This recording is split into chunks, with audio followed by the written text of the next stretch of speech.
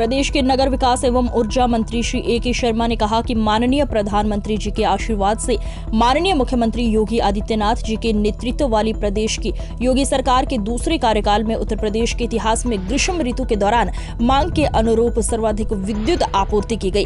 इस वर्ष की गर्मी में विद्युत आपूर्ति के मामले में पूरे देश के सभी राज्यों का रिकॉर्ड तोड़ते हुए भीषण इस वर्ष की गर्मी में विद्युत आपूर्ति के मामले में पूरे देश के सभी राज्यों का रिकॉर्ड तोड़ते हुए भीषण गर्मी के दिनों में अप्रैल से नवंबर 2023 तक सर्वाधिक 28,284 मेगावाट की आपूर्ति कर बिजली की अधिकतम मांग को पूरा करने में उत्तर प्रदेश देश का पहला राज्य बना, जबकि महाराष्ट्र दूसरा, गुजरात तीसरा, तमिलनाडु चौथा व राजस्थान 5वें स्थान पर रहा। उन्होंने इस ऐतिहासिक उपलब्धि के लिए प्रदेशवासियों एवं विद्युत कर्मियों को बधाई एवं शुभकामनाएं दी और प्रेरणा देने के लिए माननीय प्रधानमंत्री जी एवं मुख्यमंत्री इस समय में उत्तर प्रदेश बिजली की ऐतिहासिक समस्या से बाहर निकल जाएगा। कोई किल्लत नहीं होगी। हम 24/7 बिजली देने की तरफ बढ़ रहे हैं, निर्बाध बिजली देने की तरफ बढ़ रहे हैं, अनइंटरप्टेड पावर देने की तरफ बढ़ रहे हैं। और उसका उदाहरण और पुष्टि ये है कि आपने देखा होगा कि कुछ दिन पहले भारत के ऊर्जा मंत्री ने राज्यसभा में अपने लिखित जवाब में ये बात बताई है कि उत्तर प्रदेश इस गर्मी के इस सीजन में सबसे ज़्यादा बिजली आपूर्ति करने वाला राज्य बना है। अभी तक सामान्य रूप से महाराष्ट्र परंपरागत रूप से आगे हुआ करता था, लेकिन हमने महाराष्ट्र सहित पूरे देश के सभी राज्यों को पीछे छोड़ दिया है। तो ये हमारे राज्य के विद्युत विभाग की अब एक नई पहचान बन रही है। ये बात मैं पहले भी कह चुका हूँ, लेकिन कई लोग मानते नहीं थे। मैं कहता था कि पिछली गर्मी में और इस गर्मी में दोनों ही बार उत्तर प्रदेश के इतिहास में हमने सबसे ज़्यादा बिजली हमने सप्लाई किया है। लेकिन मैं राज्य के आंकड़ों को देख करके कहता था, अब भारत सरकार ने भी इस बात की पुष्टि कर दिया है कि पूरे राज्य की ही ऐतिहासिक आपूर्ति नहीं बल्कि पूरे देश में हमने सबसे ज़्यादा आपूर्ति किया है। अब उस आपूर्ति को जैसे जैसे हमारी मांग बढ़ रही है, आपूर्ति करने में के लिए हमें उसका उत्पादन भी करना होगा, तो उस दिशा में भी हम बहुत तेज़ी से आगे बढ़ रहे हैं। और वर्तमान में जो हमारी क्षमता है उसको लगभग 2 गुना करने की तरफ हम लोग बढ़ रहे हैं।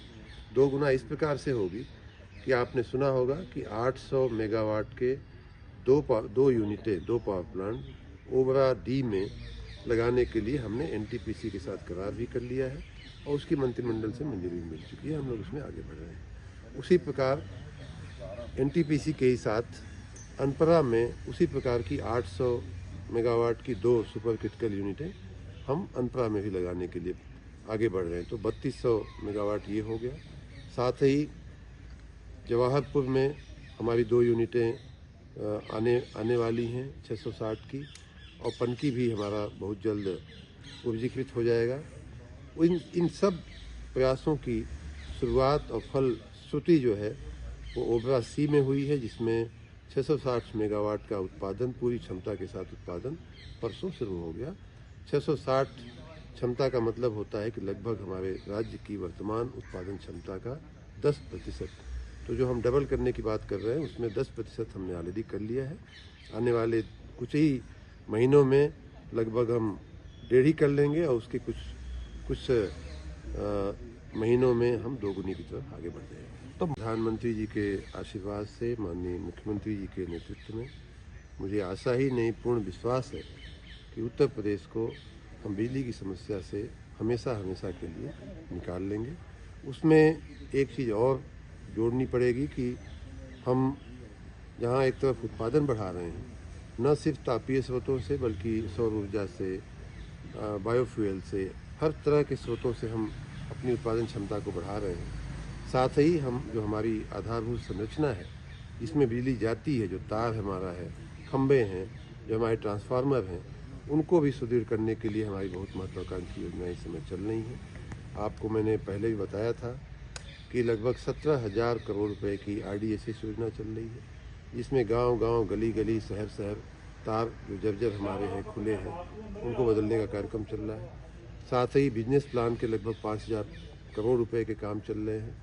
हमारे नगर निकायों के लिए विशेष काम लगभग 1,000 करोड़ रुपए के चल रहे हैं। तो एक तरफ उत्पादन को बढ़ाना, दूसरी तरफ हमारी जो उस बिजली को ले जाने वाला जो जरिया होता है उसे भी ठीक करना। ये करते हुए हम 24/7 पावर सप्लाई की तरफ उत्तर प्रदेश को ले जा रहे हैं। एक बड़ी